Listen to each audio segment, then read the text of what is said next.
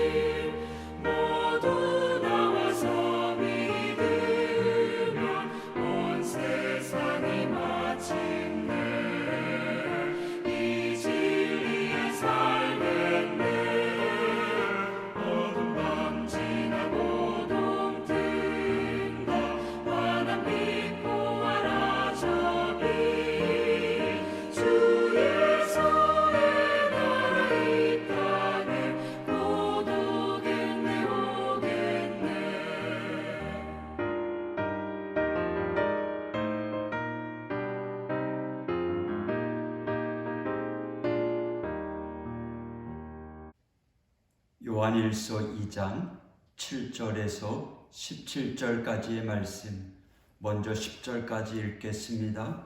사랑하는 자들아, 내가 새 계명을 너희에게 쓰는 것이 아니라 너희가 처음부터 가진 옛 계명이니 이 옛 계명은 너희가 들은 바 말씀이거니와 다시 내가 너희에게 새 계명을 쓰노니 그에게와 너희에게도 참된 것이라.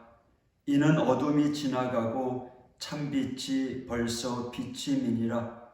빛 가운데 있다 하면서 그 형제를 미워하는 자는 지금까지 어둠에 있는 자요, 그의 형제를 사랑하는 자는 빛 가운데 거하여 자기 속에 거리낌이 없으나.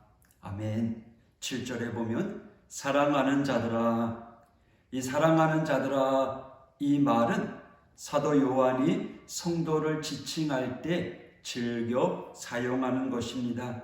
요한이 이 호칭을 사용하는 이유가 무엇일까요? 앞서 언급했듯이 그리스도 안에 거하는 자는 당연히 그의 삶에 사랑이 드러나야 하고 따라서 사랑할 수밖에 없는 존재라고 표현하고 있는 겁니다. 그럼으로써 그 당시 이단이었던 영지주의의 가르침, 도덕 폐기론이 잘못되었음을 반박하려는 마음의 표현이라고 볼 수 있습니다. 8절 다시 내가 너희에게 새 계명을 쓰노니. 우리 예수님께서 십계명을 하나의 계명으로 압축시키셨습니다. 무엇입니까? 하나님 사랑, 이웃 사랑이라는 사랑의 계명입니다. 사도 요한이 말하는 이 새 계명은 다름 아닌 예수님이 말씀하신 것입니다.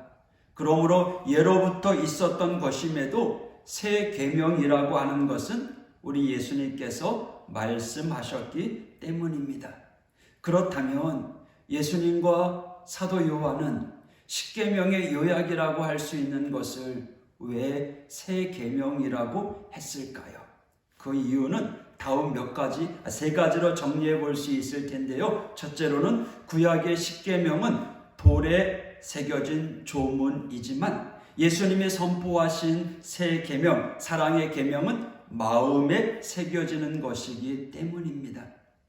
둘째, 구약의 계명인 사랑의 완성이 예수 그리스도의 십자가의 순종으로 완성되었기 때문입니다.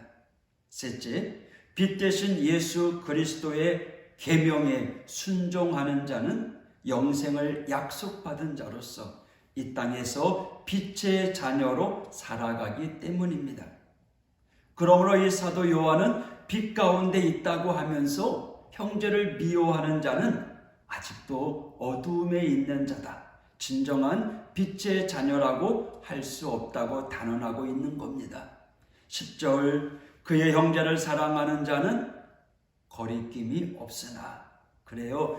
빛과 어둠은 공존할 수 없어요. 그렇기 때문에 신앙에는 회색 지대가 없습니다. 보이는 교회가 빛과 어둠을 가르는 것이 아닙니다.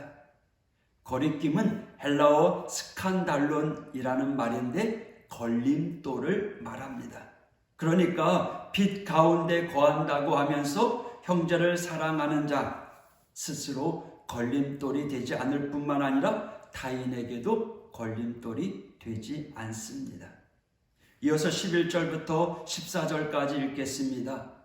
그의 형제를 미워하는 자는 어두움에 있고 또 어두움에 행하며 갈 곳을 알지 못하나니 이는 그 어둠이 그의 눈을 멀게 하였습니다.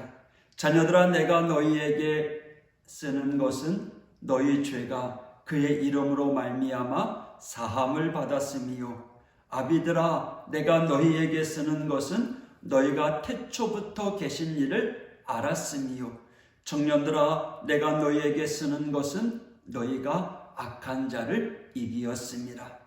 아이들아 내가 너희에게 쓴 것은 너희가 아버지를 알았으며 아비들아 내가 너희에게 쓴 것은 너희가 태초부터 계신 일을 알았으며 청년들아 내가 너희에게 쓴 것은 너희가 강하고 하나님의 말씀이 너희 안에 거하시며 너희가 흉악한 자를 이기었음이라. 아멘. 14절까지. 11절에 보면 어둠이 그의 눈을 멀게 하였습니다. 여기서 이 어둠은 영지주의자들의 가로침에 현혹된 자들, 이단에 빠진 사람들을 말합니다. 그들은 자신들이 영적인 눈이 멀었음을 깨닫지 못합니다. 인식하지 못하는 거예요. 오히려 자신들이 새로운 진리에 눈을 떴다고 착각하고 있습니다. 그러므로 사도 요한은 그들을 향해서 자녀들아, 아비들아, 청년들아, 아이들아 간절하게 부르고 있는 것입니다. 여기서 부르는 호칭은요, 단지 대상을 구분하는 것이 아닙니다. 사도 요한은 다음과 같이 간절한 마음으로 그들에게 호소하고 있는 것입니다. 주 안에 하나 된 자녀들아, 우리가 모두 그리스도로 말미암아 죄사함을 받은 자들 아니냐. 믿음에 성숙한 자들아, 전에도 말하였거니와 예수 그리스도는 태초에 하나님과 함께 계셨던 창조주임을 잊었느냐. 믿음으로 강건한 너희들아, 너희가 믿음으로 승리한 경험을 하지 않았느냐. 어쩌면 오늘 우리에게 주시는 말씀입니다. 이 말씀 이 호소를 붙잡고 우리도 온전히 하나님 편에서는 믿음의 성도가 되어야 할 것입니다. 이어서 15절부터 17절까지 읽겠습니다.